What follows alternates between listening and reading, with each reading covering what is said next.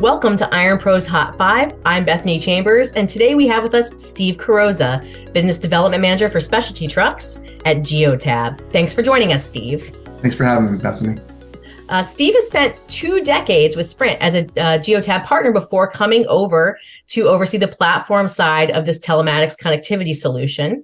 And he works with on and off-road customers. So today we're going to be talking to Steve about Geotab's open platform capabilities. Steve, so first off, let's level set for our viewers. How do you define open platform? Well, it's a good question. So an open platform is going to give users and developers the freedom to optimize and customize the platform to suit their specific needs. And developers can stretch the boundaries of their imagination to build reporting from such a rich bank of data. So a closed platform is going to be tightly controlled. It's not going to allow the end user to deviate from what's there. A lot of customers might like that, right? So as they're easing into telematics, they want something that's cookie cutter and simple to use, and a closed platform could do that for them. One of the most common misconceptions around open platforms is that they are inherently not secure or less secure because there are more people that have their hands in it. How does Geotab ensure that its products are safe and secure? And what can we expect to see Geotab doing around cybersecurity in the future? Well, Geotab, we're security focused. So let's just start with that. Second of all, we meet all FedRAMP authorizations. So with that being in mind, we are the highest level of authorization when it comes to security that we have. And it's something that we have to be committed to. And some of the ways that we do that, most importantly, is through regular software updates on all fleets throughout the world. Is not indicative to any particular country that we have. It's really the whole platform, and we manage it with complete scrutiny, and it's something that we take near and dear to our heart because it's very, very important. The Geotab marketplace is available worldwide, and here in North America, we have more than 200 connected solutions in the Geotab marketplace. So who are some of these partners that Geotab's working with, and what does Geotab look for in selecting partners for the marketplace?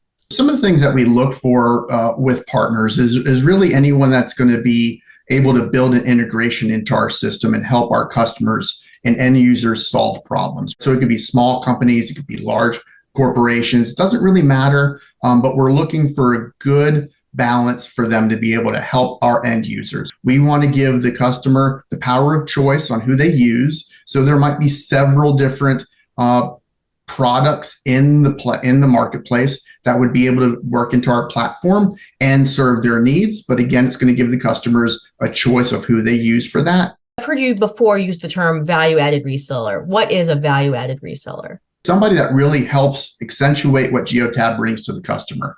They are going to add a service to our service to provide one-stop shop for the customer. There's a lot of different aspects in how that would work. Think of just a billing platform, like a customer, a large customer might buy from one particular entity that sells something, and they also sell Geotab. So it's really one bill, it's one entity, it's one buying platform that they're using. Or they might look for serious customizations with some of the platforms out there because their off-road equipment or heavy-duty trucks are using that.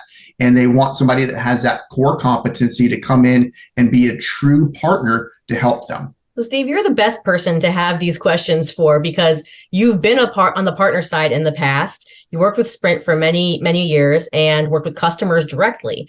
So what are some of the more interesting custom integrations that you've done? So I have one off the top of my head that I worked on not too long ago. So think of a heavy duty piece of equipment where they have a boom on this piece of equipment and it raises some of their workers to higher heights to be able to work on power lines, trees, something like that. What they wanted to do is make sure that the boom didn't have 300 pounds or greater in the boom when it was extended. So we built some integrations and we figured out on how we can measure that data and give it back to the fleet managers in real time.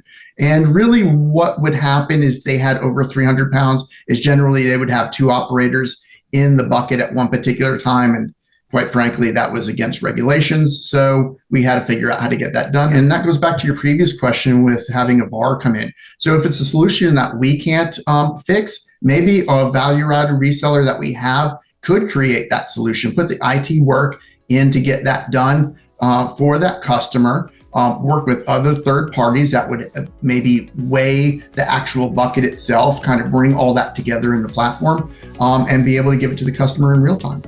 Well, thank you, Steve, for joining us here today on IRONPROS Hot 5. We look forward to seeing you again in a future episode. Thank you so much for having me, Bethany.